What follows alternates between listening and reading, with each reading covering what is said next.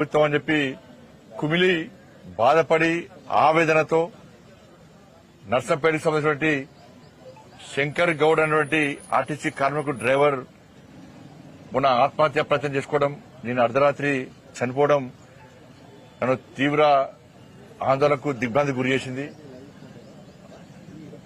ఇది చాలా దారుణమైనటువంటి సంఘటన, ఘోరమైన సంఘటన. తెలంగాణ సమాజం అంతా కూడా ఇవాళ బాధపడుతున్నారు. ఇవాళ ఇన్ని వేల మంది కార్మికుల కోసము ఇవాళ శంకర్ గౌడ్ వాళ్ళ బలిదానం అయిపోయాడు. దానికి ఇది ఆత్మహత్య కాదు, రాష్ట్ర ప్రభుత్వము నిర్లక్ష్యంగా వివరించడం వలన ఆయన ఆత్మహత్య చేసుకుంటే ఇది రాష్ట్ర ప్రభుత్వం చేసిన హత్యగా ఇలా భారతీయ జనతా పార్టీ భావిస్తున్నారు.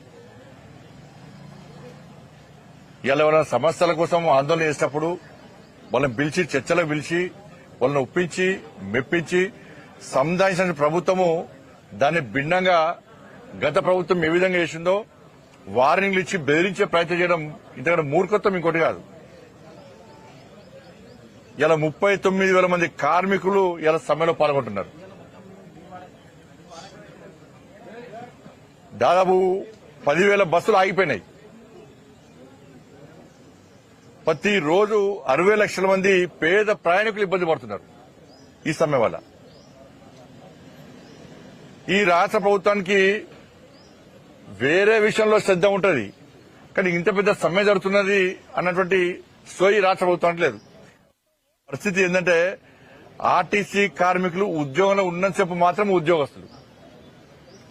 వాళ్ళ పదవీ విరమణ పొందినాక వాళ్ళ శాలరీ ఎంత అంటే ఆసరా పెన్షన్ కంటే తక్కువ వస్తుంది. ఆసరా పెన్షన్ కంటే వాళ్ళ పెన్షన్ తక్కువ వస్తుంది. అంత ఘోరమైన బతుకులు వాళ్ళ ఈ పరిస్థితి. ఆ డ్యూటీ చేసేటప్పుడు ఇంతవంత నేను ఆర్టీసీ ఉద్యోగం చెప్పుకుంటారు తప్ప డ్యూటీ అయిపోయినాక వాళ్ళ బతుకులు చాలా ఘోరమైన పరిస్థితి వాళ్ళది. వాళ్ళకు బ్యాంకులు ఓన్లీ ఇవ్వరు. ఆర్టీసీ కార్మికులు అంటే వాళ్ళకి ఎవరు అప్పులు ఇయ్యరు. మందులకు వాటికి వీటికి కనీసం ట్రీట్మెంట్ కోసము వైద్యం చేసుకుందామంటే రూపాయి జేబులో చిల్లి గవ ఉండదు. పెన్షన్ వచ్చినాక అప్పులు తీర్చడానికి పైసలు పోతాయి. అంత దుర్భరమైనటువంటి జీవితం ఇవాళ ఆర్టీసీ కార్మికులు గడుపుతున్నారు. ఇవాళ గత ప్రభుత్వం ఇదే చేసింది. 52 రోజుల పాటు గత ప్రభుత్వ హయాంలో సమ్మె చేస్తే 15-20 మంది కార్మికులు బలిదానం అయిపోయారు బీఆర్ఎస్ పార్టీ హయాంలో. న్యాయబద్దమైన డిమాండ్లను అరే తెలంగాణ రాష్ట్రం వచ్చింది మన్నపాల మనకు వస్తుందని చెప్పి ఇవాళ సకల జన సమ్మెలో ఆర్టీసీ కార్మికులు చేసిన సమ్మె మామూలు సమ్మె కాదు. వాళ్ళు చేసిన సమ్మెతో తెలంగాణ ఉద్యమం ఉవ్వెత్తులు లేచింది. 52 రోజుల పాటు సమ్మె చేస్తే గతంలో ప్రభుత్వం ఎస్పా ప్రయోగించింది. సమ్మె చేస్తే ఆ రోజే డిస్మిస్ చేస్తామని చెప్పన్నారు. పోలీస్ కేసులు పెట్టింది. అనేక మంది అనారోగ్యంతో చనిపోయారు, ఆత్మహత్యలు చేసుకున్నారు. అయినా ప్రభుత్వం కనికరించలే బీఆర్ఎస్ పార్టీ ప్రభుత్వం. ఆ రోజు కరీంనగర్ లో భారతీయ జనతా పార్టీ బాబు ఆత్మహత్య తర్వాత భారతీయ జనతా పార్టీ చేసినటువంటి యుద్దము మీరందరూ చూశారు. కరీంనగర్ మీడియా మీరందరూ చూశారు. తెలంగాణ సమాజం చూపెట్టారు. జైలుకు పోయినా మేము ఆర్టీసీ కార్మికుల కోసం యుద్దం చేసి జైలుకు పోయినా నాతో పాటు మా కార్యకర్తలు నాకు జైలుకి వచ్చారు. ఆ రోజు అంత పెద్ద యుద్దం చేస్తాం మేము. దాంతోనే ప్రభుత్వం దిగొచ్చింది. ఆ రోజు ఆ ప్రభుత్వం బీఆర్ఎస్ పార్టీ ప్రభుత్వంలో ఇంతమంది బలిదానం అయిపోయామని చెప్పి ఇలా కాంగ్రెస్ పార్టీకి ఓటేస్తే వాళ్ళ మేనిఫెస్టోలో 28వ పేజీ ఇగో మేనిఫెస్టో ఇది కాంగ్రెస్ అభయహస్తం మేనిఫెస్టో వీళ్ళది. 28వ పేజీ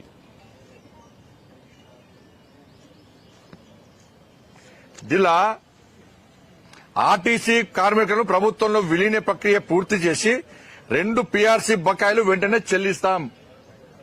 వచ్చే పీఆర్సీ పరిధిలోకి టీఎస్ఆర్ టీసీ కార్మికులకు చేస్తాం. వచ్చే పీఆర్సీ పరిధిలోకి టీఎస్ఆర్టీసీ కార్మికులకు చేస్తాం. రాష్ట్ర ప్రభుత్వ ఉద్యోగులతో సమానంగా అన్ని వసతులు సదుపాయాలను కల్పిస్తాం. ఆర్టీసీ బస్సులను అధునీకరించి విస్తరిస్తాం. అధునాతనమైన సౌకర్యాలతో కొత్త సర్వీసులను ప్రారంభిస్తాం. ఆర్టీసీ యూనియన్ పునరుద్ధరణకు అనుమతిస్తాం. ఇది కాంగ్రెస్ పార్టీ అభయహస్తం పేరుతోని చూపెట్టింది. వాళ్ళకి భగవద్గీత అన్నారు, ఇది బైబిల్ అన్నారు, ఇది ఖురాన్ అన్నారు.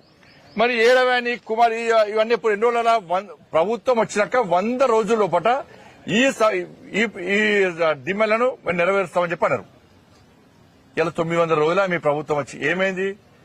నువ్వు మేనిఫెస్టోలో ఏది పెట్టినావు గదే అడుగుతున్నారు వాళ్ళు. నువ్వు ఏం చేసినావు గదే అడుగుతున్నారు వాళ్ళు.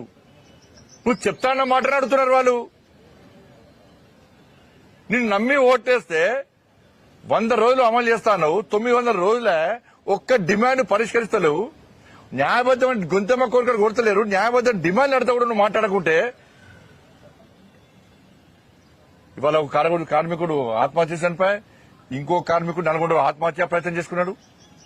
నేను కార్మికులను అప్పీల్ చేస్తున్నా, మీ కుటుంబాలు అనాలు చేయకండి, ఉండి కొట్లాడాలి.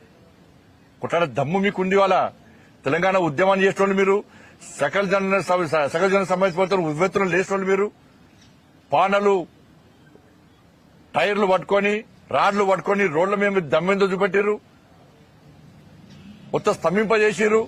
దమ్మున్న కార్మికులు మీరు ఇవాళ మీరు బలిదానం చేసుకుంటే మీ కుటుంబాలు అనాలి. మిగతా కార్మికులు బాధపడతారు, మళ్ళీ సమ్మె చేయడానికి వెనక ముందేస్తారు, వాళ్ళ కుటుంబాలు ఆపే ప్రయత్నం చేస్తారు. కాబట్టి ఉండి కొట్టాడదాం, మనం ఉండి కొట్టాలి, సాధించే ప్రయత్నం చేద్దాం. ప్రభుత్వం మెడలు వంచుదాం, ఎట్టే చూద్దాం. మనం ఇంకా ధైర్యంగా యుద్దం చేయాలి తప్ప మనం చనిపోయే ప్రయత్నం, ఆత్మహత్య చేసుకునే ప్రయత్నం చేస్తే ఇలా సమ్మెకు మద్దతు తెలపడానికి అందరూ ఇన్కమ్ చేస్తారు. మీ కుటుంబాలు అనాలి కాదు, అందరూ మంచిగా ఉండాలి. మీకండగా భారతీయ జనతా పార్టీ ఉద్యోగులు దిగితే ఏ విధంగా ఉంటుందో మీ అందరూ తెలుసు. కానీ ఏం చేద్దాం, మీరు మీకు అంతా ఉద్యమం చేసి మేము జైలుకు పోతే మీరు ఓటు పోయి కాంగ్రెస్ పార్టీ నమ్మి అభయాస్తం